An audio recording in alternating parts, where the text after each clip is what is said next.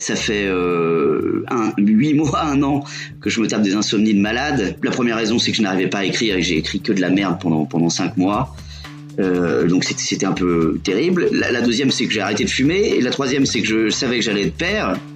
Donc les trois cumulés ont créé un bug dans mon cerveau. Je passe des heures à regarder mon plafond.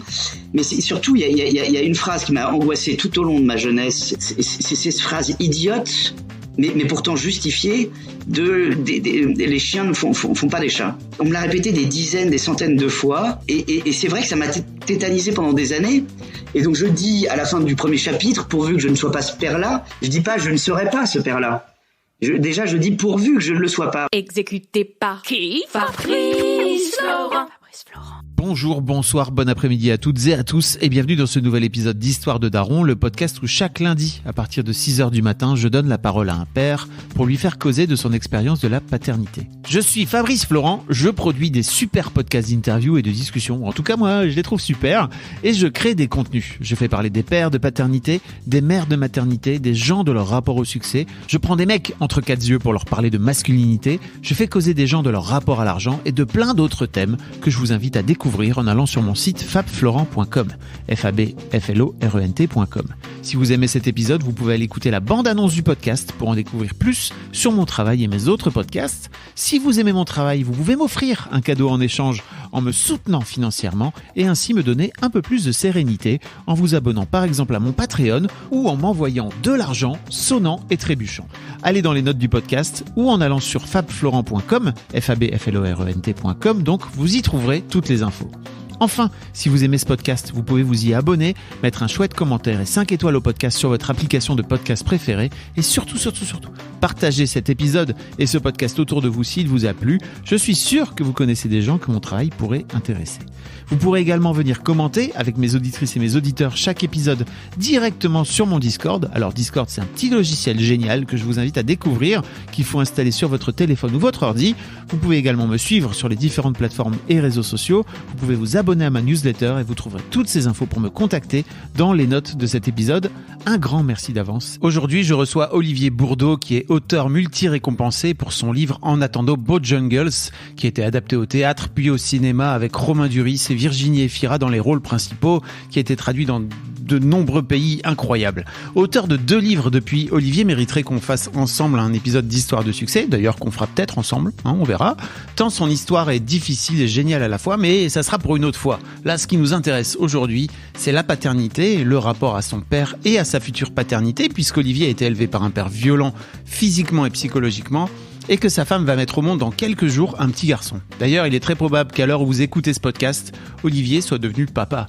Olivier publie ces semaines-ci sur la plateforme Kessel une nouvelle sous forme de feuilleton où il raconte la relation à son père à travers l'enterrement de celui-ci et comment ce texte l'a amené à se libérer de son daron 7 ans après sa mort. Un texte qui m'a vraiment pris aux tripes que je vous invite à découvrir, mais avant ça, je vous envoie dans la discussion avec Olivier, qui est à distance en Espagne, et moi j'étais à Paris. Pour donner du contexte, on cause ensemble du fait que je veux le tutoyer, parce que je tutoie mes invités, et il m'expliquait qu'il a toujours vouvoyé sa mère, alors qu'elle ne lui avait jamais rien demandé, et que le vouvoiement lui a toujours permis de mettre un peu de distance avec ses interlocuteurs, notamment avec ses patrons. Et je pense que c'est déjà dur de se faire envoyer.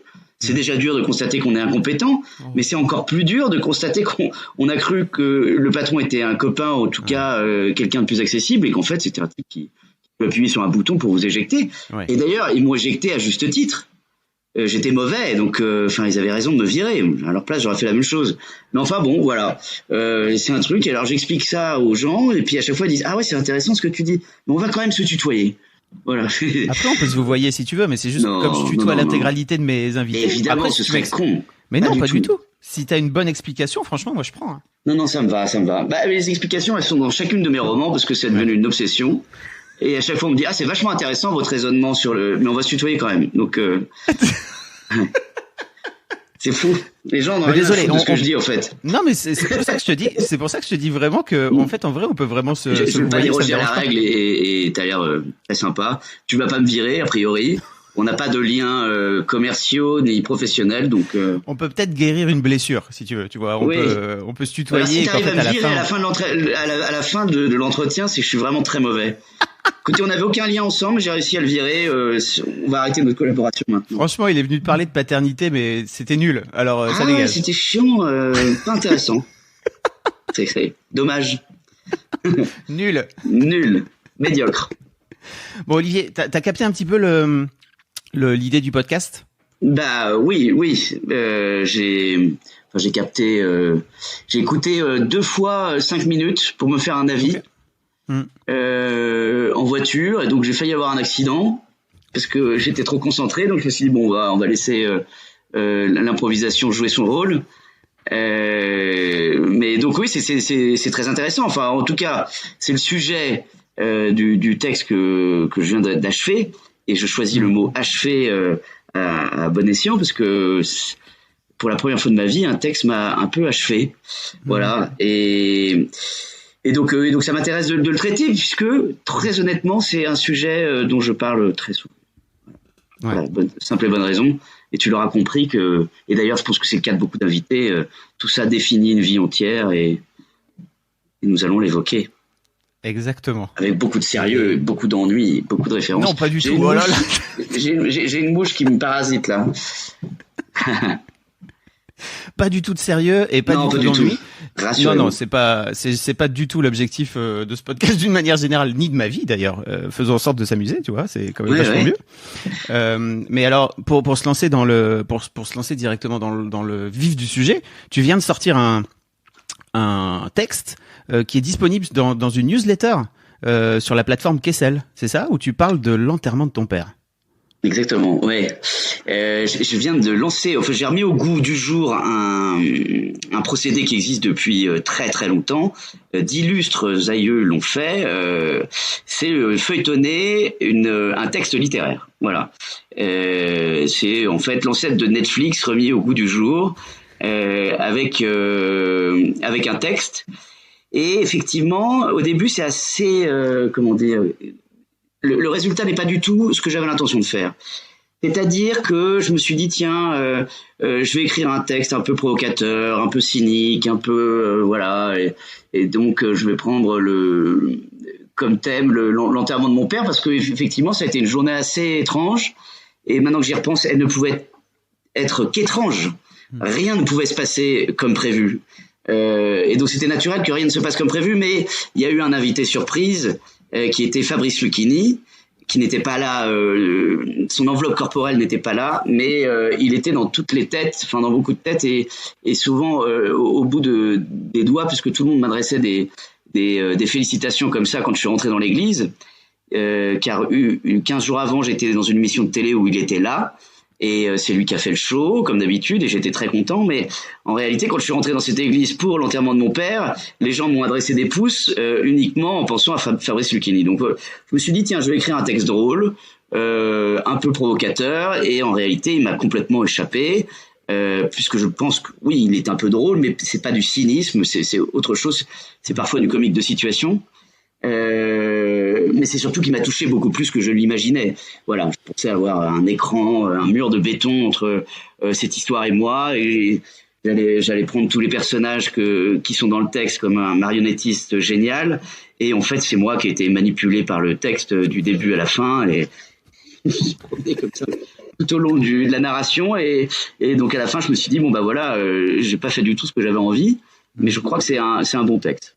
Je suis content de ce texte en tout cas. Tu l'as écrit quand, ce texte ? Je l'ai écrit le mois dernier. Je l'ai écrit en 3 semaines. Comment ? Ouais, non, je disais ton père est mort en 2016.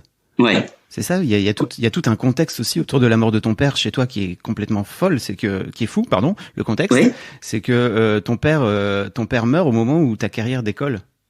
Exactement. Voire même part dans la stratosphère, quoi, plus que décoller. C'est le mec est parti dans l'espace. C'est très intéressant ce que tu dis, parce que hier je regardais un documentaire sur Paul Newman, et le début du documentaire commence par Paul Newman qui se confie en disant donc il avait des relations difficiles, son père le prenait pour un incapable, je ne suis pas Paul Newman, mais en tout cas c'est un point commun que j'ai avec lui. Et cet homme, qui est magnifique évidemment et très touchant, il est vieux quand il en parle, il dit le plus gros regret de ma vie, celui qui m'accompagne tous les jours, c'est que mon père ne m'ait pas vu décoller. Et hier, je me suis dit, tiens, je vais en parler à Fabrice demain. Moi, j'ai eu cette chance-là, en fait.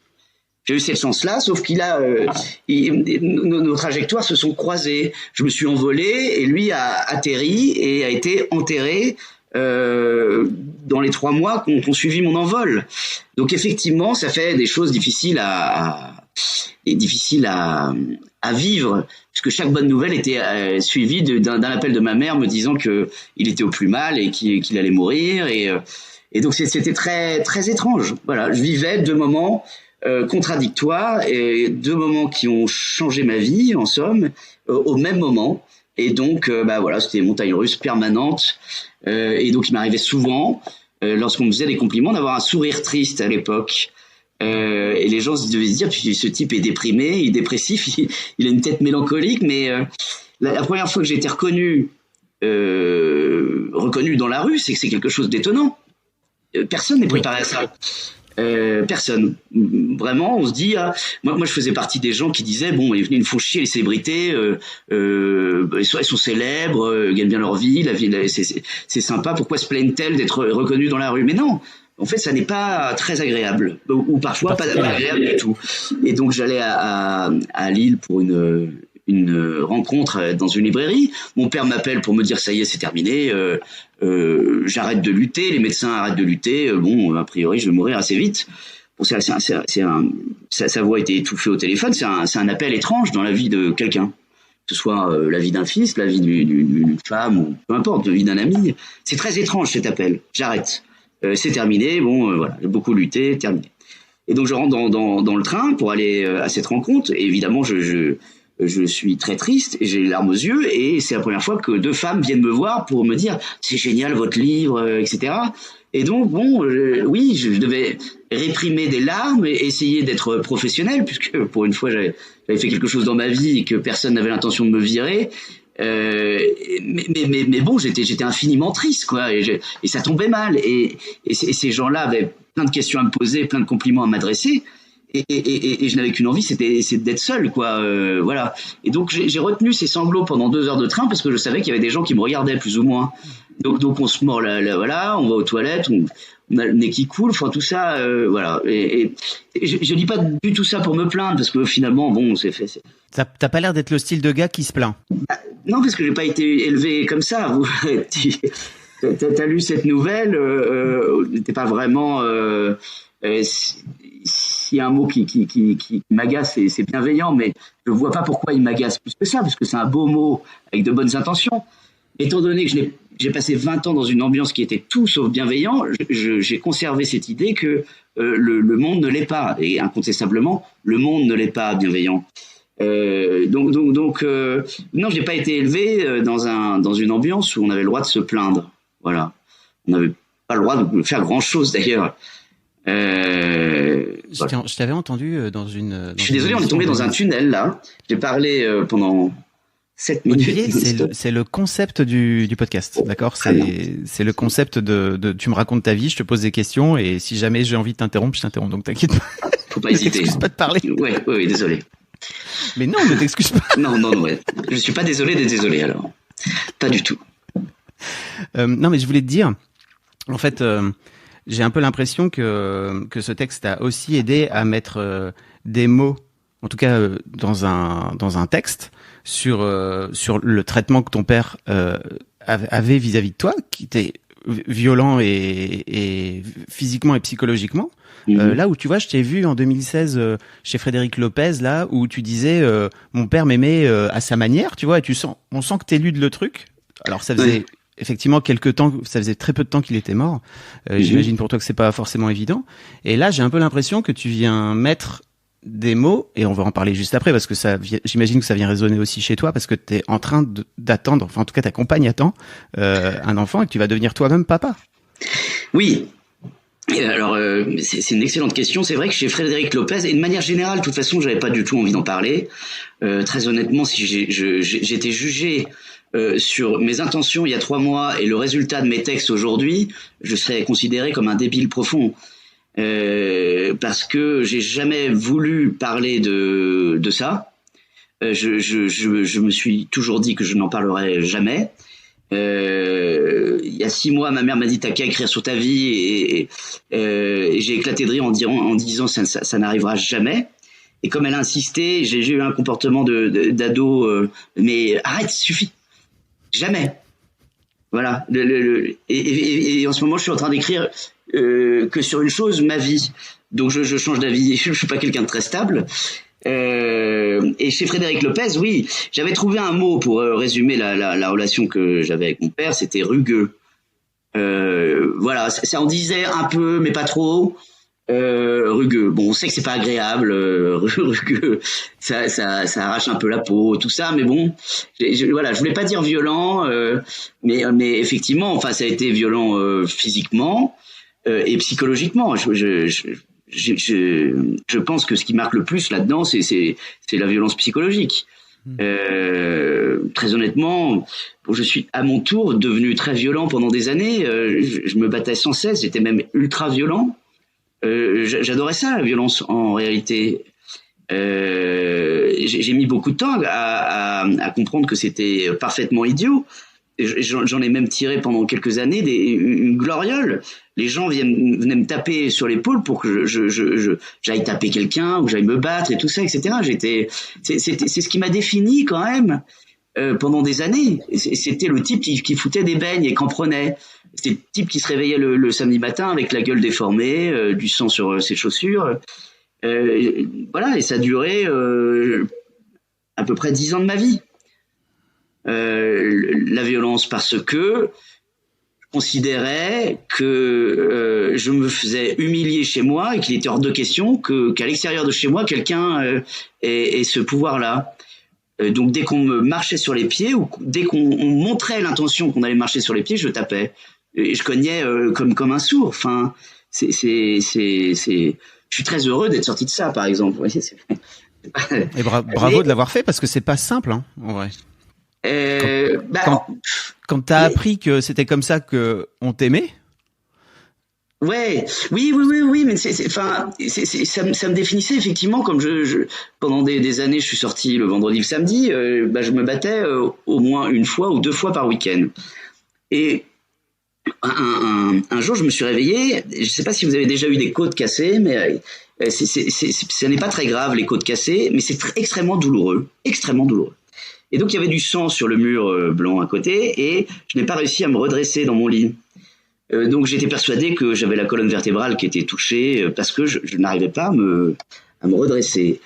Et donc j'ai passé 4 heures dans mon lit à regarder le plafond et du sang sur le mur, et je me suis dit bon, c'est comme ça quasiment tous les week-ends. Et puis j'étais persuadé que j'allais finir en fauteuil, en fait. J'arrivais à bouger la tête, mais sinon ça me faisait un mal fou. Et pendant ces 4 heures, je me suis dit, c'est quand même incroyable. Le monde entier ne t'en veut pas, Olivier. Enfin, comment se fait-il que tes amis ne se battent jamais, ou très rarement, et que toi tu te battes tous les week-ends? Le problème, c'est peut-être pas le monde qui t'entoure, c'est peut-être toi le problème. Mais je me suis posé cette question parce que j'étais persuadé que j'allais me promener toute ma vie en fauteuil roulant et que j'étais baisé à cause de ça. Je pense que si j'avais pas eu ces côtes cassées, parce que alors 15 jours après, il n'y avait plus rien. Enfin, ça se guérit tout seul et tout ça, etc. Mais c'était une douleur insoutenable, mais pas grave. Voilà. Mais sur le moment, ça m'a obligé à réfléchir, à me dire, c'est quand même con. T'as 22 ans, tu vas être paralysé parce que tu tapes sur les gens et qu'ils te tapent dessus. Voilà. C'est que j'avais un comportement favorable à ça. C'est-à-dire que ceux qui voulaient chercher la merde se disaient, ce type est ouvert d'esprit.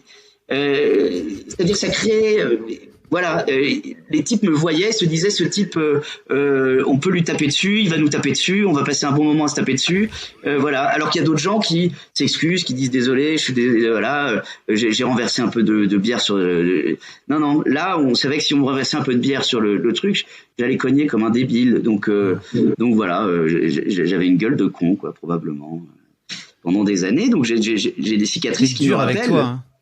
T'étais tellement dur avec toi tout le temps, quoi. Oh là là. Pardonne-moi, mais j'ai des cicatrices qui me rappellent à quel point j'ai été con.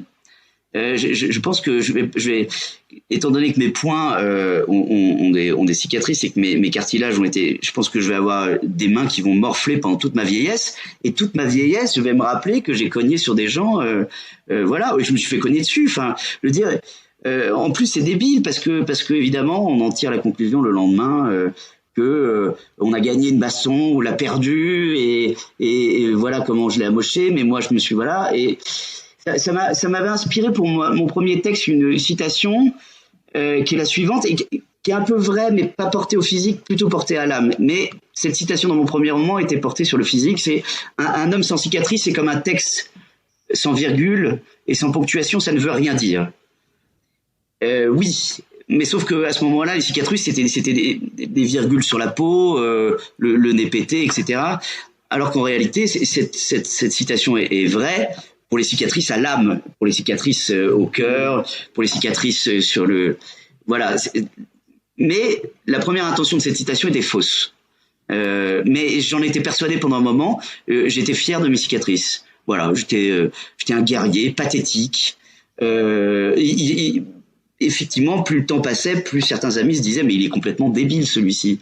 Mais il y en avait d'autres qui se disaient tiens c'est génial, il fout tout le temps des coups de pied dans la gueule des gens. Voilà. Et puis il y avait le contexte de l'ivresse. Voilà, j'étais un idiot qui tapait partout. Je tapais même. T'étais pas un idiot, t'étais moi je te vois comme la victime de ton éducation violente, tu vois, c'est tout. Oui, mais enfin bon. Tu racontes dans ton texte d'ailleurs dans ton texte d'ailleurs qu'en 94 il y a cet enterrement là qui est terrible pour toi parce que c'est le frère de ton amoureuse d'ailleurs à l'époque. Oui. Au collège, t'as 14 ans et en fait tu demandes à ton père d'aller à cet enterrement parce que pour toi c'est important et ce gamin est mort d'une leucémie donc en plus c'est terrible et ton daron te dit j'imagine comme souvent parce qu'apparemment ça a l'air d'être un peu son mode de communication non sans vraiment t'expliquer pourquoi et tu vas cogner tu cogner dans un mur j'aimais bien m'acharner m'acharner contre ce mur innocent, ça me faisait du bien de voir du sang sur mes métacarpes et les empreintes de mes métacarpes dans le plâtre. Donc, je croyais que tu avais appris mon texte par cœur, je me suis dit waouh. Oui, non, c'est sûr, ce mur est débile, mais voilà exactement la différence entre l'intention, c'est-à-dire ce que je voulais raconter avec beaucoup de distance et d'ironie, et en fait, cet enterrement, je n'avais pas l'intention d'en parler, mais il m'a sauté à la cervelle, en somme, et c'est vrai que je ne comprends pas aujourd'hui comment on peut refuser devant un événement de la vie primordial comme ça, on peut refuser à un enfant d'assister à un enterrement, de se confronter à la mort pour la première fois, et comment on peut dire non? Très honnêtement, je pense que cette anecdote a déterminé le reste du texte. Je ne comprends pas, ça m'échappe. Il y a un manque d'humanité là-dedans. Il y a une volonté de blesser. Il y a une volonté de voilà.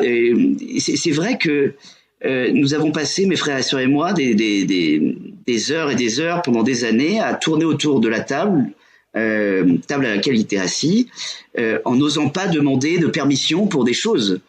C'est-à-dire que on prenait notre respiration et on n'y arrivait pas. Il savait très bien qu'on était là pour demander la réponse à une question qu'on avait posée 5 jours avant, une permission, une autorisation, etc.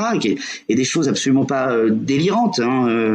Déjà des trucs qui coûtaient pas d'argent parce qu'ils donnaient jamais de pognon pour faire quoi que ce soit, mais une autorisation pour aller à tel endroit et tout ça. Et bon, très bien. Ça. Mais là, je l'ai fait en me disant un enterrement, il va accepter. Il y avait aucun doute là-dessus. Qui répond non tout de suite. Oui, c'est sûr que tout d'un coup, quand on écrit, il y a là où on voulait être ironique, il y a une fêlure en réalité, qu'on écrit ce texte avec la fêlure qui reste.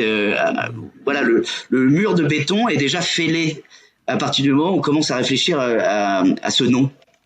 Voilà, c'est le moment où tu fais le lien. J'allais dire, c'est le moment où tu fais le lien avec ta propre paternité, où tu dis donc t'annonces que tu vas avoir un fils. Oui, mais ça. Donc félicitations déjà. Tu vas devenir papa. Oui, dans quelques jours, et c'est sûr que l'émission se prête bien à ce genre de choses. Oui, mais ça aussi, je ne voulais pas en parler dans le texte, par exemple. Sauf que je sens bien que ça t'a échappé à un moment donné. Mais parfaitement. Parfaitement, tous les textes échappent, tu écris, donc tu dois le savoir. Mais là, il s'est échappé d'une telle manière, dire c'est un débordement, quoi. C'est une évasion totale. Toutes les grilles se cassent la gueule. Voilà, il y a plus aucune retenue. Je ne voulais pas parler du fait que j'allais te perdre dans quelques jours. Mais ce qu'il y a de pire dans cette anecdote de premier enterrement de ma vie, donc c'est-à-dire que je fugue pour m'y rendre, je prends des risques, mais je pense que c'est pour une bonne cause. Mais il ne me laisse même pas assister à l'enterrement. Il est sur le parvis au moment où le cercueil entre dans l'église, et il me prend par l'épaule et il me ramène en pension. C'est-à-dire, j'ai fait tout ça pour rien.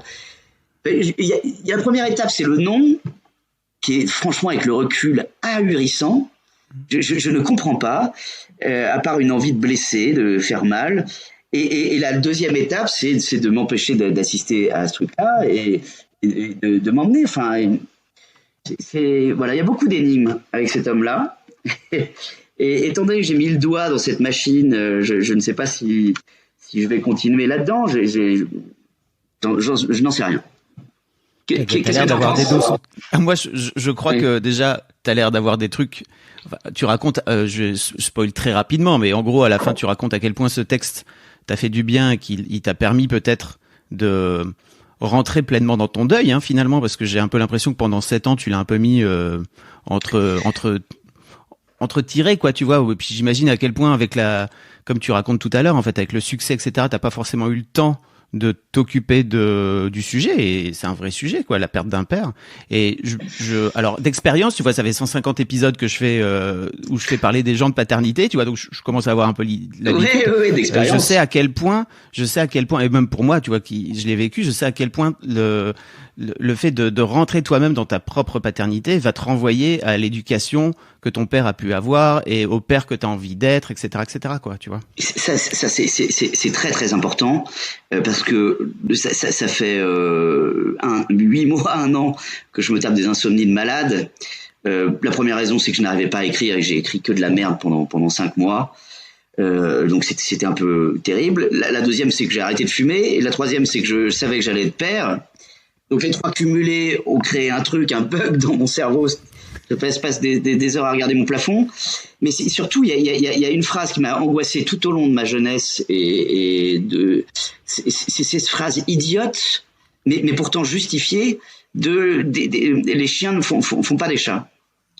Et ça, on me l'a répété, mais on me l'a répété des dizaines, des centaines de fois. Et c'est vrai que ça m'a tétanisé pendant des années. Et donc je dis à la fin du premier chapitre, pourvu que je ne sois pas ce père-là, je ne veux pas être un donneur de leçons. Tu vois ce que je veux dire, c'est que je dis pas je ne serai pas ce père-là. Déjà je dis pourvu que je ne le sois pas, parce que tout le monde me dit que c'est quelque chose d'assez fou. On l'attend d'une minute à l'autre, on réagit différemment, qu'on voit le monde vraiment d'une autre manière. C'est une nouvelle vie qui commence. Et je ne sais pas quelle vie va commencer. Je suis devant la porte, elle va s'ouvrir bientôt. Et cette phrase, même si maintenant ça va mieux, je suis presque sûr que je ne serai pas comme ça. Bon, déjà, je ne suis pas alcoolique. Je ne bois pas. Enfin, je bois pour faire la fête 1 fois par mois, mais je bois pas tous les jours comme un trou. Donc ça règle quand même un certain nombre de choses, j'imagine. T'as arrêté de fumer des clopes, ce qui va faire en sorte que tu vas peut-être vieillir un peu plus longtemps, tu vois. Je fume 1 cigare par jour. Ouais, c'est pas bien, mais bon. C'est une forme de plaisir pour toi. Je suis passé de 30 clopes à 1 cigare par jour, donc je considère que c'est un progrès. C'est un progrès, mais et ça aussi, les clopes, en fait, c'était. J'ai l'impression que c'est pas le sujet, mais si, c'est le sujet. C'est-à-dire que mon père fumait 4 paquets de cigarettes par jour, moi je suis né dans un cendrier, j'étais à côté de lui à table, son cendrier était à côté de mon assiette, et donc quand il foutait ses clopes, ses gaulois sans fil, j'avais la fumée dans la gueule, je suis né avec la fumée dans une discothèque, quoi. Un enfant des années 80, je crois que les gens se rendent pas compte, quoi, de ce que c'est. Ah oui. Bah, il fumait nous allions de Nantes à Valence, en Espagne. Il fumait ses 2 paquets de clopes dans la voiture avec les fenêtres fermées, donc, et on était 7 dans la caisse. C'est Blanche Gardin, on parle très très bien. Mais voilà, et donc il disait toujours que c'était excellent pour la santé, que les études étaient fausses, que personne n'était jamais mort et tout, etc. Enfin, je veux dire, il était intoxiqué au premier degré. Et on a tous fumé, sauf ma grande sœur. Mais c'est vrai que on savait que c'était mauvais. Mais bon, ça nous arrangeait un tout petit peu de le croire. Je sais pas si t'arrives. On se disait oui, bon bah voilà, enfin je veux dire c'est la tradition familiale, on s'en fout, on était tous plus ou moins fiers de fumer et donc on était intoxiqués par la fumée, mais intoxiqués aussi par son discours sur la clope. Voilà, ça nous faisait même un peu de peine quand les gens arrêtaient de fumer. On se disait tiens, il est bizarre ce type, il va pas bien. Et donc le fait d'arrêter de fumer, c'était aussi couper ce trait d'union entre lui et moi, quoi. Il n'y avait pas une démarche seulement sanitaire. Il y avait le truc de dire bon, je vais peut-être pas poursuivre le même chemin. Et voilà, il y avait plusieurs raisons pour ça. Il n'y avait pas seulement la raison j'arrive pas à grimper dans la montagne sans cracher mes poumons, mais il y avait aussi c'est un des traits d'union qui existe entre lui et moi. Et puis que tu veux couper avec ton fils, parce que tu vas avoir un fils. Voilà, un fils. Ouais. Oui, non, c'est sûr. Pas par hasard que t'as un fils, hein, c'est vraiment génial. Hein. Oui, c'est vrai, mais je souhaitais une fille, mais c'est. Oui, je me doute bien. Je suis très heureux, le pauvre garçon. Arrête de dire ça. La première réaction que j'ai eue, c'est assez intéressant. J'étais à Ibiza en train d'essayer d'écrire quand j'y arrivais pas, j'écrivais que de la merde, quand Suzanne m'a appelé pour me dire que c'était un garçon. Et je venais d'arrêter de fumer, donc tout ça m'a contrarié. Je voulais une fille, j'étais sur la plage, je commençais à marcher, tout ça, j'étais contrarié. J'étais contrarié par l'absence de tabac, tout ça. Explosion dans la gueule. Et au bout de 10 minutes, je me suis dit, mais quelle merde je suis. Mon fils n'est pas encore né, il me déçoit déjà. Et tu fais une grimace, ça a l'air terrible ce que je raconte. Non, pas du tout. Waouh, quel connard je fais. Mais t'es dur envers toi tout le temps. Bah oui, mais je pense que je le serai jusqu'à la fin de mes jours. Je crois que j'ai un problème de batterie là, non? Ok. Oui, je crois. Là, Suzanne, à l'aide. Handicapé. C'est lamentable. Hein. Désolé. Hein. Merci Suzanne pour ton Merci aide. Suzanne. Oh là là. Non seulement j'expose mes failles, mais en plus les gens les voient. C'est pathétique. On va me mettre sous tutelle à la fin de ce truc. Ce type n'est pas viable. Ce type n'est pas terminé. Arrête. Donc oui, et ça c'est la première réaction de paternité que j'ai eue, c'était une réaction pathétique. Et au bout de 10 minutes, je me suis dit, mais ça va pas, t'es ma boule, ça va être très bien. Et là, je suis très heureux d'attendre ce petit garçon. Mais ça a certainement un lien, merci infiniment, un lien avec mon histoire. Je me suis dit, ça va être plus simple à gérer avec des filles. D'autant plus que mon père avait beaucoup de défauts, mais il ne frappait pas les filles. Voilà, il leur a infligé des dommages psychologiques comme à tout le monde, mais au moins ou très peu en tout cas. Enfin, voilà, on a été élevé dans l'idée on ne frappe pas les femmes même avec une rose. Donc au moins c'était ça de gagner. Wow. Ouais. Et je me disais bon, ce sera plus simple avec une fille, mais bon, allons-y. De toute façon, là, il est un peu tard pour changer. Hein. Il arrive dans 48 heures ou 72 heures. Je peux pas changer ma commande. Et je suis très content comme ça. Très heureux. Je me demandais un petit peu, parce que là, tu vas avoir... t'as 43 ans, c'est ça? Exactement. Ce qui est un peu tard, entre guillemets, même s'il n'y a pas de bon âge, tu vois, pour faire des enfants. Je me demandais... C'est gentil de me le rappeler. Oui. Non, mais tu vois, par rapport à l'âge... l'âge médian, il est à 29 ans, tu vois, en France. Donc, ok. Pour te donner une idée. Très bien, ouais, mais comme dans toutes les étapes de ma vie, je suis un peu en retard. Oui, ça, il n'y a pas de problème. Là, justement... pour le coup, ça fait 14 ans de retard, c'est pas mal. C'est pas mal. Mais justement, je voulais savoir, est-ce que pour toi, c'était important d'avoir fait la paix avec tout ce pan de ton histoire, justement, avant de pouvoir te dire, ok, il est temps à mon tour de devenir père, quoi? C'était pas un truc qui était envisageable dans ta vie avant? Non. Bon, il y a plusieurs choses. C'est que j'ai toujours été très libre dans ma vie, puisque voilà, mon incompétence a fait que j'étais rarement enfermé dans des boulots pendant des années. J'étais souvent viré, donc je me tapais souvent du chômage. Le fait d'avoir été enfermé et d'avoir eu l'interdiction de sortir pendant des années a créé chez moi une envie irrépressible, insatiable de liberté. Donc j'ai bénéficié de ces libertés dès que je me suis enfui de chez moi. Et là, j'ai bouffé de la liberté jusqu'à l'indigestion, parce que évidemment, dès qu'on a, il y a toujours quelque chose. C'est ce que je dis dans la nouvelle. Ça semblait toujours terriblement désirable, la liberté, et aussi un peu vénéneux, puisque pendant des années, quand j'étais dehors, c'est que j'avais menti, j'avais fourbé, ou je m'étais échappé, j'avais fait le mur, etc.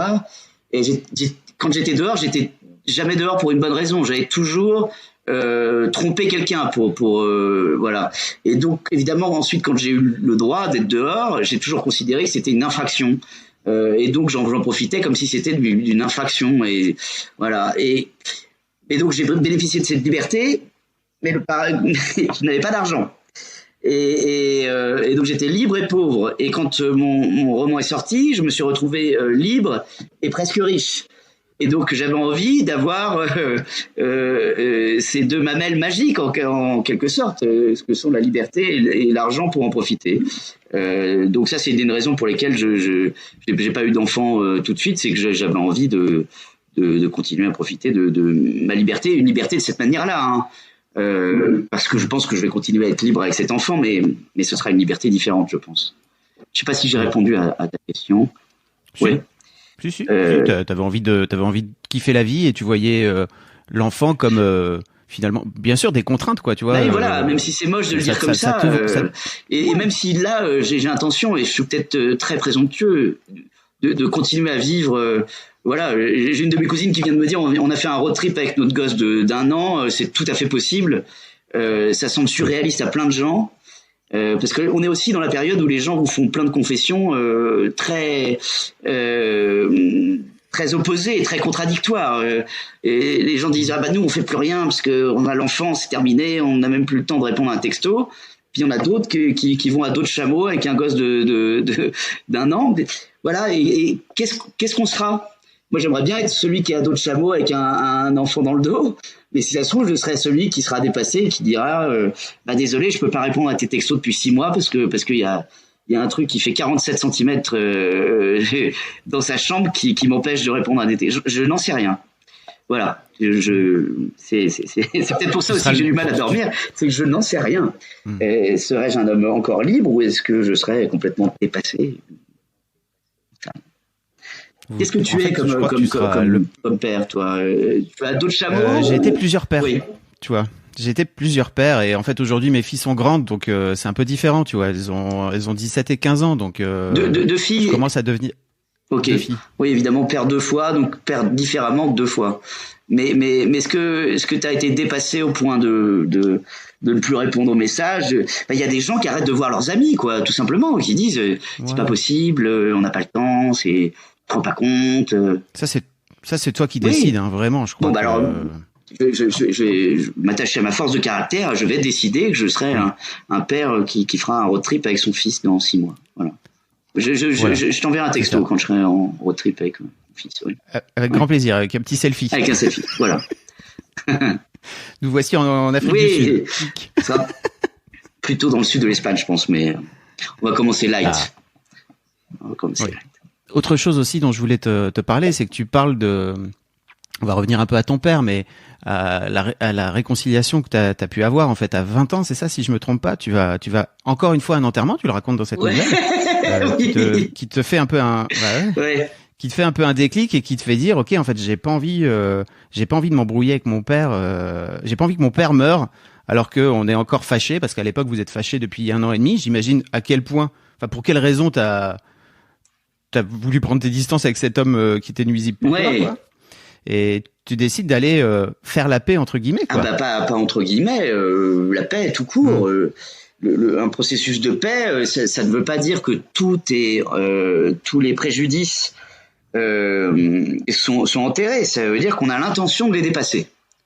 C'est ça de faire la paix. Ça veut pas dire que tout est réglé, que toutes les plaies sont pansées, nettoyées. Non. C'est que, alors déjà, oui, pareil, dans ce texte-là, je n'avais pas du tout l'intention de parler de 3 enterrements. Et là, en l'occurrence, oui, c'est vrai, c'est quelque chose d'assez important. J'avais 25 ans. Ça faisait 1 an et demi ou 2 ans que je ne l'avais pas vu. Et je pensais que ce serait définitif. Et puis, cette jeune fille que je connaissais assez peu, finalement, était colocataire avec mon ex. Et je l'avais vue une dizaine de fois. Et évidemment, enfin, elle était très belle, elle était intelligente, elle était pétillante. Et elle est morte d'une méningite foudroyante. Et rien ne prévoyait ça. Et, le terme foudroyant résume tout. Et donc mon ex était dévasté, et donc j'y suis allé parce que je connaissais un peu la fille, mais surtout pour soutenir mon ex qui était coloc avec elle, et donc qui a assisté à cette scène atroce, à ce moment-là atroce. Et puis dans l'église, à cette époque-là, j'avais assisté à quelques enterrements, et il y avait une mélopée foudroyante, comme la méningite, qui a couvert toute l'église, tout. Et c'était un chagrin au-delà du chagrin. Il y avait quelque chose de beaucoup plus déchirant dans les pleurs de cet homme-là. Voilà. Et donc bon, j'ai compris en sortant de l'église qu'il était fâché avec sa fille, que forcément la chronologie classique de la vie veut que ce soit plutôt dans l'autre sens, et puis que ce soit plutôt les parents qui partent en premier, et que une jeune fille ne meurt pas de manière aussi précipitée, etc. Et voilà, et j'ai appris qu'ils étaient fâchés l'un et l'autre. Et forcément, je n'ai pas pu m'empêcher de faire le parallèle avec le lien avec mon père. C'est-à-dire que dans ce cas-là, on se croit toujours plus fort quand on refuse les excuses. On se croit toujours plus costaud quand et tu l'as bien compris, il y avait une grande histoire de virilité, de résistance et de taille de pectoraux dans cette histoire, et de force des poings, etc. Et donc on est toujours plus fort, plus on résiste, plus on est fort. Ce qui est idiot, en tout cas dans ce cas-là. Et donc chacun attendait, je parle de la fille et du père, que l'un fasse le premier pas. Ce pas n'est jamais arrivé, et donc le père va rester jusqu'à la fin de ses jours à parler à une plaque de granit, puisque c'est en Bretagne et que les tombes sont en granit. Et cette image m'a terrifié. C'est quand même, on parle de 20, 30, 40 ans de monologue devant une plaque en granit, pour une seule et bonne raison, qui est mauvaise, c'est attendre que l'autre fasse le premier pas. Attendre que l'autre soit intelligent à sa place. Alors je donne pas de leçon non plus, hein. Je veux dire, je déteste ça, mais en tout cas, dans mon cas, je me suis dit, tiens, servons-nous du malheur de cette famille, de la tristesse infinie et inguérissable qu'on a pu constater dans le chagrin de cet homme. Et donc je me suis dit de manière complètement, il y avait un sentiment d'urgence qui n'existait pas avant la cérémonie, et donc je me suis dit faut que je règle tout ça. Je ne veux pas être le con qui parle à une plaque en granit. Voilà. Mais comme toujours avec lui, ça n'a pas été aussi simple. Il a fallu régler rentrer dans un processus de paix où il fallait que je m'excuse pour tout un tas de choses. Et j'avais fait beaucoup de fautes, je l'ai confessé au début de notre conversation. J'ai fait plein de conneries. Mais il fallait aussi que je m'excuse pour des choses que je n'avais pas faites, et il fallait pire encore que je m'excuse pour des choses dont je me sentais pas responsable. Mais voilà, et ça passait par là, le processus de paix passait par là. Et pour avoir la paix de mon âme passait par cette demi-heure abominable où voilà, j'étais ça faisait penser un peu au procès sous Staline, quoi. Il fallait se couvrir de toutes les horreurs pour essayer d'obtenir l'absolution. Je l'ai fait, et je ne regrette pas du tout de l'avoir fait, puisque ensuite notre relation a été un peu bancale, mais notre relation a existé jusqu'à l'enterrement, quoi. Il y a un moment terrible d'ailleurs que tu racontes, c'est qu'il finit par pleurer après toutes ces excuses, etc. Il finit par pleurer et toi, ça te soulage tellement que tu en souris. Et bien sûr, il est incapable de prendre ce sourire autrement que comme une provocation de ta part. Et c'est terrible, quoi. Pour moi, c'est vraiment c'est un symbole de son incapacité à s'ouvrir à toi et à se montrer vulnérable, en fait, tu vois. C'est tellement risible de l'envisager, avoir une phrase comme celle que tu viens de prononcer. En fait, oui. Ce qui est intéressant là-dedans, c'est que moi, j'écris de la fiction. Hein. J'ai écrit 3 romans très différents. Je me suis rendu compte au fil du temps que le premier n'était pas si fictionnel que ça et qu'il y avait beaucoup de choses. Mais bon, je me vantais d'écrire des histoires. Mais quand je repense à mon père, il m'a quand même offert des rebonds, des sursauts que je n'aurais jamais pu inventer. Cette histoire-là, où je passe une demi-heure les mains derrière le dos à m'excuser pour tout, même pour des choses que je n'avais pas faites. Et au bout d'un moment, oui, il se lève et il se met à pleurer, ce qui était très rare chez lui. Et il me prend dans ses bras et il semble avoir un chagrin. Et moi, je suis soulagé d'avoir passé cette demi-heure à me mordre la langue et de m'excuser pour des choses complètement délirantes. Voilà. Et donc, je suis soulagé, je souris. Et à un moment, il se recule et me voit sourire. Mais moi, c'est un sourire de soulagement. J'avais envisagé de faire quelque chose de difficile, retourner voir mon père. J'avais préparé ce processus de paix et bon, je vais sortir la phrase la plus niaise du monde, mais la paix, c'est bien. J'avais accepté de m'excuser pour plein de choses et donc de rabaisser mon ego et de le piétiner même. Et donc, je suis content que ça s'arrête. Oui, c'est pas un moment très agréable. Et donc, je souris. Et en plus, il me fait part de son émotion en pleurant sur mon épaule. Et donc, oui, je souris. Et il dira plus tard à ma mère, tu te rends compte, Olivier a ricané quand j'ai pleuré dans ses bras. Donc, j'avais fait un truc qui m'avait mais vraiment dépecé de beaucoup de choses. Dépecé, quoi. C'est pas simple ce que j'avais vécu. Et j'étais content de l'avoir fait. Et ça s'est transformé en merde, comme si j'avais été un sadique qui avait ricané. C'est-à-dire, comment se féliciter d'une réaction qu'on attendait, pas du tout, qu'on espérait, pas du tout, et qu'on est à milieu d'imaginer. Je ne pouvais pas préparer un truc pareil. Voilà. Donc ça, merci Pierre Bourdeau, parce que tu m'as offert un rebond narratif que je n'aurais jamais pu imaginer dans un de mes textes. C'est la fin d'un épisode de Netflix, quoi. Bravo les gars, félicitations. Vous êtes combien pour avoir créé un truc pareil? Donc oui, effectivement, il m'a offert tout un tas de choses comme ça, et je me dis en ce moment que j'aurais tort de ne pas m'en servir. Voilà. Et je n'en sais rien. Et tu sais que j'ai mauvaise conscience d'avoir écrit ce texte-là. Très mauvaise conscience. J'allais t'en parler. Et mes frères et sœurs me disent fonce, c'est très bien, vas-y, bravo, j'adore, etc.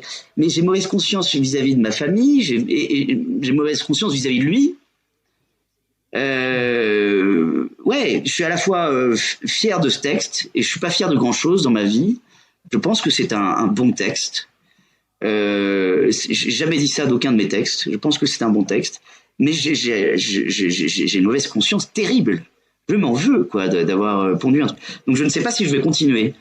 Mais d'un autre côté, il me permet d'écrire de bons textes. Voilà, je partageais. C'est un texte génial, Olivier, vraiment. Parce que, et je te le dis parce que je l'ai lu il y a une semaine quand on me l'a envoyé, là, quand Kessel me l'a envoyé. Mais je l'ai relu là, juste avant qu'on démarre, et j'en suis sorti avec les larmes aux yeux, tu vois. Et ça dit quelque chose de notre, en fait, tu parles vraiment de ton intimité, je suis très d'accord avec toi, mais tu parles surtout de l'universalité du lien père-fils, et surtout d'une forme de violence qui peut exister à travers, mais j'imagine que si ton père était comme ça, c'est que lui-même a été élevé dans une éducation ultra violente aussi, tu vois, donc je ne sais pas si elle a été si violente que ça, et je ne sais pas si je dois raconter ça, mais à la fin du 2e chapitre, ou du 3e, je crois, je me sers d'une citation de Sacha Guitry, qui est la suivante de mémoire. Comment se fait-il que, en devenant père, les hommes oublient immédiatement qu'ils ont été des fils. Et je me demande quel fils a été Pierre, mon père, et pourquoi il est devenu un père comme ça. J'ai des débuts de réponse. Et là aussi, c'est très très intéressant. Je pense que ça pourrait donner un très bon texte, mais j'ai une mauvaise conscience terrible. J'ai une mauvaise conscience terrible d'évoquer ce sujet-là. Il n'a pas été élevé dans une ambiance violente physiquement, ou en tout cas pas tant que ça. Par exemple, il y a quelque chose que j'ai du mal à comprendre, c'est son humiliation par l'argent, par le refus de l'argent. Alors que lui a été plutôt aidé, même beaucoup. Voilà, et tant mieux pour lui. Mais il a toujours humilié ses enfants avec l'argent. C'était il les humiliait physiquement, intellectuellement, moralement, mais il se servait de l'argent comme d'un un outil supplémentaire d'humiliation, en n'en donnant pas, en faisant croire qu'il allait en donner sans le donner. Ça a commencé très tôt. Il nous disait, si vous faites ça, je vous donnerai 50 centimes de francs. Et donc on lui faisait signer un papier sur un post-it jaune, je me souviens, et les 50 centimes de francs. Hein. Et il disait non, j'ai jamais dit ça, j'ai pas signé. Il était notaire quand même. Donc, bon, c'est sûr que le papier post-it n'avait pas l'air d'un document très officiel. Il n'y avait pas un tampon de la République française, mais tout au long de notre vie, il nous manipulait avec l'argent en disant je te donnerai si tu fais ça, et puis ensuite on le faisait, puis il disait j'ai jamais dit ça. Ça je ne comprends pas, parce que il a été grassement aidé. Je sais pas d'où ça sort. Tu sais, j'ai un super podcast qui s'appelle Histoire d'argent, où je fais parler les gens de leur rapport à l'argent. Là, on enchaîne. Il y a une heure supplémentaire. On passe sur l'argent, ouais. Et en fait, non, mais j'aime bien en parler en plus dans mes autres podcasts, parce que pour moi, c'est mon podcast. C'est triste de dire ça, mais c'est un peu mon podcast préféré du moment. C'est que donc moi, je suis invité dans le Parent Pauvre, Histoire de daron. Lamentable. C'est mon podcast de cœur, Histoire de daron. Oui, oh là là. C'est ça, le cœur, le portefeuille. Et en fait, c'est fou. C'est vrai, c'est fou de voir à quel point les gens projettent sur l'argent des trucs qui n'ont strictement rien à voir avec ce qu'il est. En fait, tu vois, c'est juste à la base, l'argent a été inventé pour être juste un moyen de simplifier les transactions. Oui. Hein. Et tu racontes notamment une anecdote où il filait des pourboires, genre il filait des 50 balles à un pourboire, c'est un serveur, c'est ça? Non mais c'est délirant, et le mec l'appelait papa. Non mais je l'ai revu ce serveur dans une ferreteria, un truc pour acheter des clous et des voilà. Et le type, mon père lui refilait des billets de 50 parce que ce serveur lui donnait une bonne table sur le Chiringuito, c'est sur la plage, mais c'est vraiment un petit boui-boui, voilà, c'est très bon, mais c'est rien de prétentieux. Mais on avait toujours la bonne table. Mon père avait toujours la bonne table. Il savait le rosé que mon père buvait, donc il était toujours déjà sur la table. Et mon père était très content d'être traité comme ça. Il leur filait des billets de 50. Et au même moment, il refilait 0 centime à ses enfants. 0 centime. Il aimait bien inviter plein de gens, mais quand ma mère me payait des clopes, il pétait les plombs, quoi. Voilà, c'est-à-dire qu'en plus, ça déborde sur la prochaine émission à laquelle tu vas m'inviter, mais je suis un fils de bourgeois, je suis un fils de notaire, donc on n'a pas le droit de se plaindre, voilà. Sauf qu'ils nous donnaient rien, donc on avait tous les apparats d'une vie bourgeoise, mais on n'avait pas l'argent. Enfin, chaque fois qu'on partait en truc scolaire, j'étais celui qui avait le moins d'argent sur les 30 et tout, etc. Bon, après, je veux dire, ça entretient une certaine frustration qui donne la niaque. Voilà, mais c'est quand même chiant à vivre. Mais c'est sûr que quand je sais pas si je peux développer tout ça, mais à un moment il m'a avancé de l'argent, donc à chaque fois qu'il m'avançait de l'argent, c'était des sommes un peu dérisoires, quoi, 400 balles et tout ça, mais je signais des reconnaissances de dette. Il me faisait signer des reconnaissances de dette pour 20 €. Non, mais pour 20 € je signais un papier. J'étais fils de notaire. Et je lui avais racheté Je souris, mais je suis tellement désolé pour toi, vraiment. Non, mais ça va être plus vicieux encore. Je voulais racheter une société qui faisait des t-shirts, qui était en vente 15 000 €, donc c'était pas très cher. Et donc, il m'avait avancé 400 € pour les frais. Sauf que j'étais interdit bancaire à l'époque et que ma banquière m'a appelé pour me dire vous ne pouvez même pas emprunter pour acheter une boîte d'allumettes. Donc cette histoire s'est cassée la gueule et ça faisait 3 mois que je travaillais dans cette boîte. J'apprenais à faire des t-shirts, à les floquer, tout ça, etc. Pour apprendre le jour de la signature que je pouvais pas racheter cette boîte. Donc ça a été une déception dans ma vie. Je me suis réfugié chez mes parents pour me changer les idées. Et je lui devais 400 €. Et j'étais en train de fumer une cigarette sur la terrasse en Espagne et il vient me voir et me dit écoute, je veux acheter un sac à main pour ta mère, qui faisait jamais de cadeau à ma mère. Mais le problème là, c'est que j'ai un problème de virement et tout ça, etc. Est-ce que tu pourrais me rendre, s'il te plaît, les 400 € que je t'ai avancés? Car si tu ne me les rends pas, je ne pourrai pas offrir de cadeau à ta mère. Oui. Bah évidemment, bien sûr, pas de problème. Donc j'ai appelé ma banque pour lui faire un virement de 400 € pour qu'il puisse faire un cadeau à ma mère. Cadeau qu'elle n'a jamais porté parce qu'elle ne voulait pas de sac à main. Donc voilà, c'est-à-dire que quand on lui devait de l'argent, il disait bah, ton frère me doit de l'argent, va lui demander. Et donc ça créait des problèmes parce que évidemment bah, ça foutait l'un dans la merde, l'autre était gêné de demander. Donc ça, voilà comment il se servait de l'argent. Et je ne sais même pas si c'est quelque chose de réfléchi pour lui. Je n'en sais rien. C'est une énigme. Est-ce que il se disait en buvant ces bouteilles de muscadet, je vais mettre en place cette stratégie pour que ça foute la merde. Je ne sais pas. Je ne comprends pas.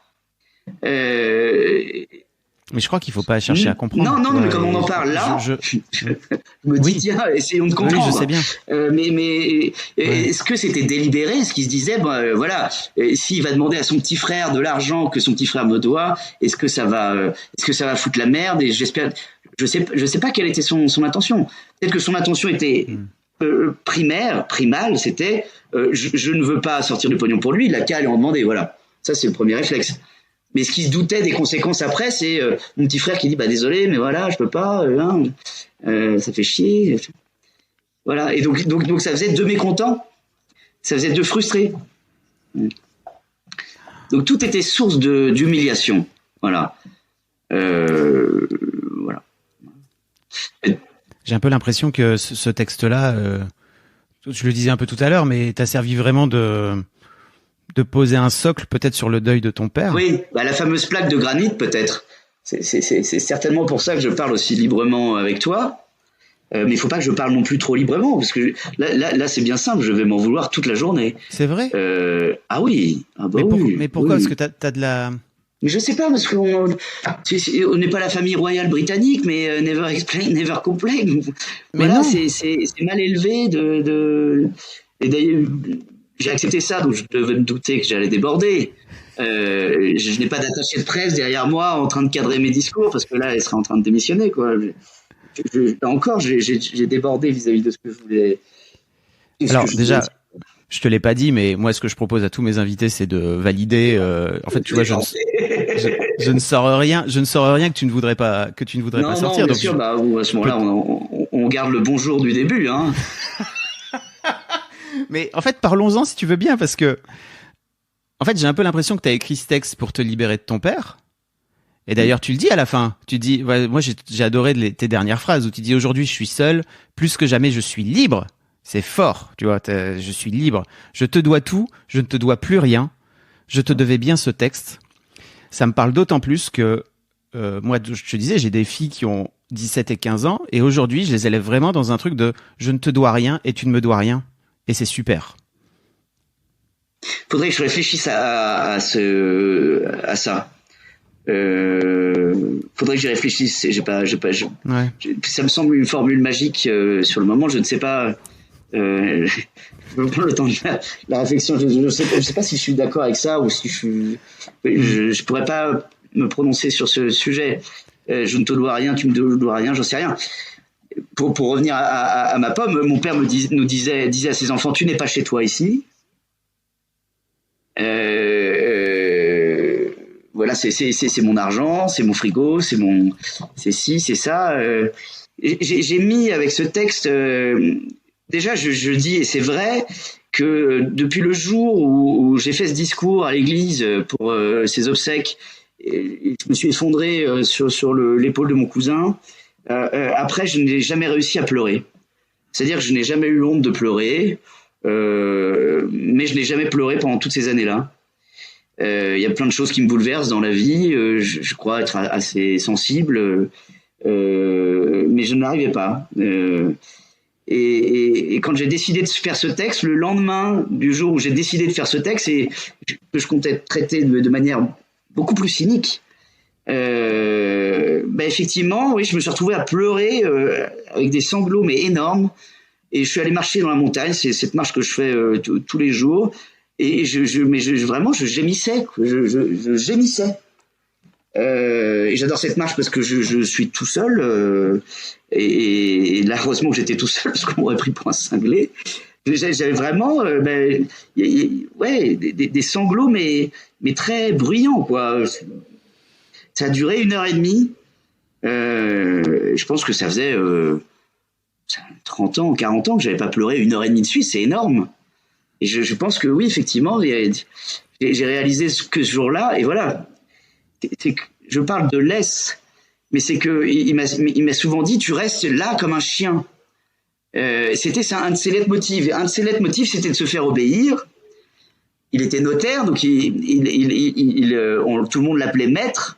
Et d'ailleurs, j'ai oublié de le mettre dans ce texte, mais il avait un pins qui était drôle. C'était appelez-moi maître, parce que c'était un pins mais du congrès des notaires, qui était un petit truc comique. Voilà, il était revenu de ce truc. Les notaires sont des maîtres, les avocats sont des maîtres, et donc et il était très fier de ce pins, mais en réalité, il est pathétique ce pins. Appelez-moi maître. Mais il était très attaché à ça, qu'on l'appelle maître, et à se faire obéir. Un être humain n'avait de sens pour lui que s'il lui obéissait. Et lui n'obéissait à aucune autorité. Enfin, quand je le dis dans le texte, il était son propre maître. Et c'est ça qui était fascinant. Il était un peu punk aussi. Il y avait aucune autorité n'avait de prise sur lui. Ce qui le rendait un peu fascinant quand même. Voilà. Un type, sa propre autorité, avec son propre univers, et son royaume, c'était sa famille, il fallait qu'on lui obéisse, et tout ça. Et donc, quand il me disait souvent, tu restes ici comme un chien, tu me suis comme un chien. Il le disait avec un ton abominable. Et c'est pour ça que je parle de laisse à la fin du texte. C'est vrai que j'ai réalisé ce jour-là qu'au bout de la laisse, il n'y avait plus personne, quoi. Et donc, ça laisse un grand vide. Et j'ai toujours été très attiré par les libertés. Je pense que j'ai un sens de la liberté, une obsession de la liberté qui est plus comment dire, plus vitale que pour certaines personnes. Mais ce jour-là, j'ai réalisé que j'étais encore plus libre que jamais. Enfin, je veux dire, l'univers n'était pas à moi, mais l'univers était devant moi, en tout cas. Parce que j'ai pas envie qu'il m'appartienne. Mais en tout cas, j'ai envie de pouvoir sautiller et voilà. J'ai réalisé que tout était ouvert. Il n'y avait plus de porte, voilà. Et que le mousqueton de la laisse était rouillé, et voilà. Donc, c'était une journée très spéciale. Et là encore, l'intention, c'était de faire un truc drôle, cynique, provocateur. Et non, en fait, je me suis retrouvé à pleurer comme une madeleine pendant 1h30, avec le nez qui coule, et voilà, et un chagrin comme j'en ai pas eu depuis que j'étais enfant. C'est très surprenant. Libérateur, j'ai envie de dire. Oui, libérateur pour la liberté, c'est bien, la boucle est bouclée. Comment t'appréhendes l'accouchement qui arrive là? Parce que c'est un moment fort, c'est un moment waouh. Il paraît, ouais, je n'en sais rien, en fait. C'est comment ma femme et moi, nous sommes dans une période où on sait qu'il va se passer un truc incroyable. Bon, a priori, l'enfant traîne un peu avant de présenter le bout de son nez. Mais moi, j'aime bien cette période. Suzanne un peu moins, puisqu'elle est pressée d'accoucher, comme je pense beaucoup de femmes.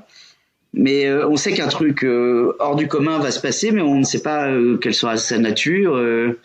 Est-ce que le soleil aura une lumière différente? Est-ce que voilà, j'imagine que oui. Je suis impatient, j'ai un peu peur aussi.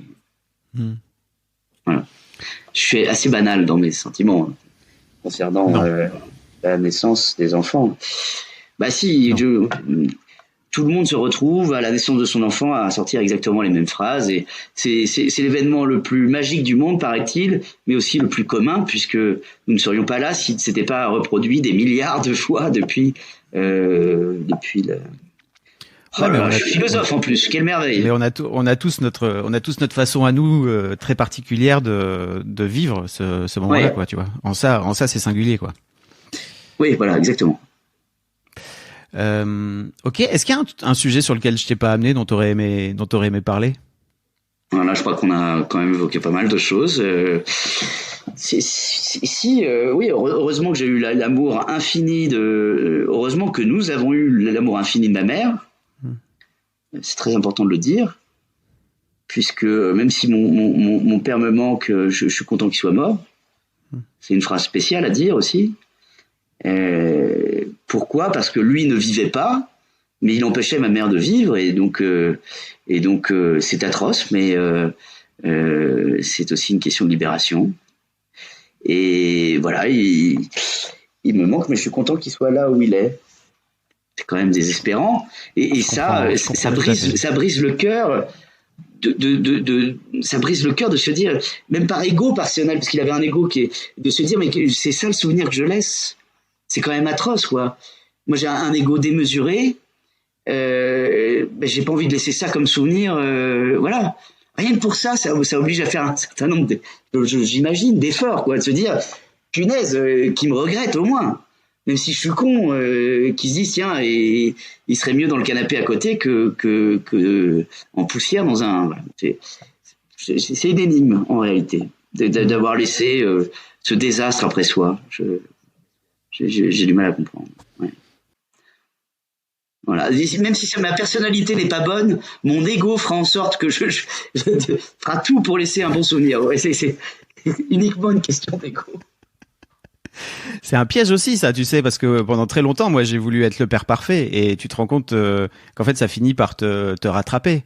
Oui, certainement. C'est dur, c'est très très dur. Faut juste te dire, ok, je vais faire en sorte de faire du mieux que je peux, et ça sera déjà super. Oui, ça j'en suis certain. Faut faire preuve d'agilité, de souplesse, ne pas hésiter à changer de point de vue. Mais bon, comme je l'ai dit au début de l'entretien, je change souvent de point de vue. Je considère. Avant notre entretien, j'ai décrété que je n'aborderais pas un certain nombre de sujets, et je les ai tous abordés. Donc je fais preuve de beaucoup d'agilité ou de bêtise, je ne sais rien. Une bêtise agile, voilà. Moi, j'ai envie de te remercier pour ta générosité, parce que tu vois, je t'ai senti vraiment généreux dans cet entretien, et de partager des choses qui, je suis sûr et certain, vont parler à plein de gens. Je sais pas si tu as déjà eu des premiers retours par rapport au début de ton texte, mais c'est universel ce que tu es en train de raconter, tu vois. Eh ben c'est très gentil, et c'est vrai. J'ai reçu pour mes 3 précédents textes beaucoup de choses bouleversantes, c'est évident. Mais là, j'ai reçu 3 textos de personnes radicalement opposées, 3 femmes qui elles me disent toutes que elles vont faire une démarche vis-à-vis de leurs parents. Et ça, j'écris pourquoi ? Je l'ai dit, écrire me fait pas spécialement du bien. Écrire cette nouvelle m'a bouleversé. J'écris parce que c'est la seule chose que j'arrive à faire bien, et que ça me permet de gagner ma vie. Mais c'est vrai, c'est une raison. C'est la seule chose que je fais qui me permet. Et puis je peux pas être viré. Je peux être viré par les lecteurs, mais mon éditeur va pas me dire vous êtes renvoyé. Voilà, donc j'écris pour ça. Mais tout d'un coup, j'ai réalisé que j'écrivais pour avoir ce genre de témoignage aussi. 3 textos qui sont arrivés en une semaine. Soit une histoire personnelle qui était malheureusement réglée, mais qui permet d'ouvrir les yeux. Puis une autre qui dit je vais peut-être contacter ma mère. J'avais l'intention de lui écrire, et je vais lui écrire demain. Voilà, oui, effectivement, c'est ça. Comment être clair, ça me fait très plaisir, ça me bouleverse même. d'être à l'origine de ça. Et c'est sûr que si... Voilà, en plus, là, tout d'un coup, on verse dans le côté gourou, un peu pathétique. Aimez-vous les uns les autres et tout ça. Il y a un type qui a fait une très belle carrière avec ce slogan « Jésus-Christ ». Il a reçu des textos aussi, probablement. Il a commencé comme ça. Il a raconté sa vie, il a reçu des textos, puis il est devenu gourou. Mais bon. T'es vraiment loin de devenir un gourou, si je puis me permettre. T'as pas vraiment les attributs. Hein. C'est pas gagné. Non, je vais m'acheter une toge très vite. Enfin bon. Ça m'a bouleversé en tout cas. Et bon, effectivement, si ça peut servir à quelque chose, pourquoi pas. Pourquoi pas, oui. En tout cas, moi, ton texte m'a vraiment beaucoup touché. Ça m'a parlé beaucoup. Merci beaucoup. Je te remercie vraiment d'être venu. Je mettrai le lien si pour les gens. C'est payant. Je l'ai pas annoncé, mais Kessel fait payer l'accès à ce truc et je trouve. Ah non. Non. Pas du tout. Ah bah alors. Cette nouvelle. Ouais. La nouvelle. C'est gratuit. Ah non, alors on va parler de business pour la prochaine, d'argent pour la prochaine émission, mais non, c'est offert. Je mets ce texte à disposition des lecteurs de Kessel. Il suffit de s'abonner. Eh bien, je couperai toute ma connerie d'avant. Bah non, pas du tout. Faut laisser ces conneries. Moi, je pense que tu vas laisser toutes les miennes, donc laisse les tiennes. Ok, et c'est une sorte de parité. Ah oui, alors ça me va. Oui. Nous sommes idiots à égalité et c'est très important pour moi. Je tiens un équilibre. Non, ce texte est à disposition des lecteurs de Kessel. Il suffit de s'inscrire, de s'abonner et il n'y a rien à payer. Mais comme je le disais tout à l'heure, ce texte peut faire partie d'un grand tout. J'ai déjà des idées. Ce qui m'empêche de l'annoncer de manière définitive, c'est la culpabilité. Mais pourquoi mon père était comme ça, j'ai pas mal de débuts de réponse avec des anecdotes terrifiantes et avec des parallèles aussi qui permettent d'évoquer deux époques totalement différentes. Je ne veux pas rentrer dans le détail parce que je ne sais pas si je vais avoir l'audace de voilà. Mais ce texte fera partie d'un récit qui sera dans les librairies. Mais pour le moment, il est à disposition de tout le monde et tout le monde peut le lire gratuitement. Okay. Voilà. Eh ben, en tout cas, moi, j'ai envie de t'encourager à venir raconter l'histoire du paternel parce qu'en vrai, ça, comme tu dis, ça raconte beaucoup de choses de la façon dont nos parents, dont nos pères, surtout nos pères, nous ont élevés. Oui. Eux-mêmes, sans doute, ça raconte aussi beaucoup de choses de la façon dont ils ont eux-mêmes été élevés et dont eux-mêmes leurs aïeux ont été élevés, etc. Et d'une idée de la masculinité aussi qui est... Il y a des très probablement, très certainement. Après, il y a aussi des mères qui sont terrifiantes. Oui. Non pas. Bien sûr. Oui, non, mais c'est pas. Là, c'est plus le désir égalitariste. Hein. Je veux pas qu'on. Mais justement, c'est la question. Les chiens ne font pas des chats. Nous revenons au début, parce que. Ça, c'est des conneries, ça. Ben oui, mais la phrase que tu viens de dire, c'est la conséquence de leur éducation, et je suis assez d'accord avec ça. T'as fait ton travail thérapeutique, toi, si je puis me permettre. Alors tu le dis d'ailleurs à la fin, tu dis soit tu vas le coucher sur un divan, soit sur une feuille de papier. Bah moi j'ai plutôt choisi la deuxième option, tu vois. Non, tout à fait. Non, mais c'est vrai. Mais bon, mon père était quelqu'un d'intelligent. Pourquoi n'a-t-il pas réussi à faire la distinction entre ce qu'il avait reçu et ce qu'il a donné? Je n'en sais rien. C'est pour ça que je donne pas de leçon de morale. Si ça se trouve, mon fils Henri sera dans 20 ans sur Chrome Microsoft avec un Fab qui aura à peine bougé après une tonne de lifting et qui aura toujours ce même dynamisme et qui dira mais pourquoi ton père est aussi con? Et voilà, on pourra mettre en parallèle. Il dit mais c'est un con ce type. Et il dira j'ai qu'une crainte Fab, c'est que les chiens ne fassent pas des chats et voilà, et donc on sera dans un cirque infini, un boulevard de la mort terrible le manège enchanté qui s'arrêtera à l'explosion de la planète. Voilà. Si je puis me permettre, comme message d'optimisme, ça, non? Alors j'allais dire, si je puis me permettre, il y a un truc peut-être qui te distingue ton père et toi, c'est que j'ai la sensation que t'as ouvert un truc incroyable pour les mecs, c'est de t'ouvrir à ta vulnérabilité.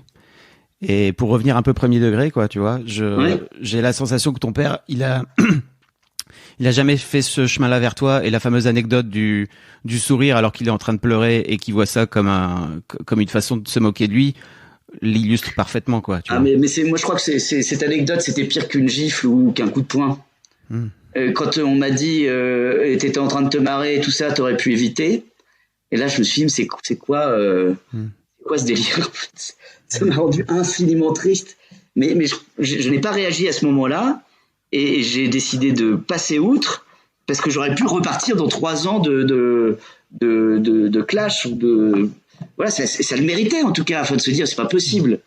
Non, et ça c'est une flaque d'acide balancée à la gueule, quoi. Voilà, terminado. Je voulais te dire que j'étais désolé pour toi aussi, vraiment, parce que j'imagine à quel point. Non, dis pas, ça va. Si, parce que je pense que je dois tout à ça, et que si on est aujourd'hui en train de parler, c'est parce que je l'ai vécu. Et donc ça me va en fait. Je veux pas qu'on soit désolé pour moi. Okay. C'est gentil de l'être, mais je ne veux pas. Je dois tout à ça. Et voilà. Et c'était pénible, mais sauf que maintenant c'est la partie lumineuse. C'est beau. Non, c'est la vérité. Mais c'est beau quand même ce que tu dis. Enfin, le début du gourou. Laisse-moi te dire que c'est. Bon, écoute. Laisse-moi te dire que c'est beau ce que tu dis, quoi. Enfin. Bon, c'est très gentil. Ça, je l'accepte. C'est beau, peut-être. Je coupe l'enregistrement. Allez hop. Un grand merci à vous d'avoir écouté jusqu'au bout. Pensez à rejoindre le serveur Discord pour venir commenter avec le reste de ma commu. Je vous trouverai tous les liens dans les notes de cet épisode. Et si mon travail vous plaît, je vous rappelle que vous pouvez m'offrir en échange un peu de sérénité en vous abonnant à mon Patreon ou en m'envoyant de l'argent en vous munissant de votre CB. Vous trouverez tous les liens dans les notes de cet épisode également. Bonne fin de journée et j'espère à très bientôt pour un nouvel épisode de podcast.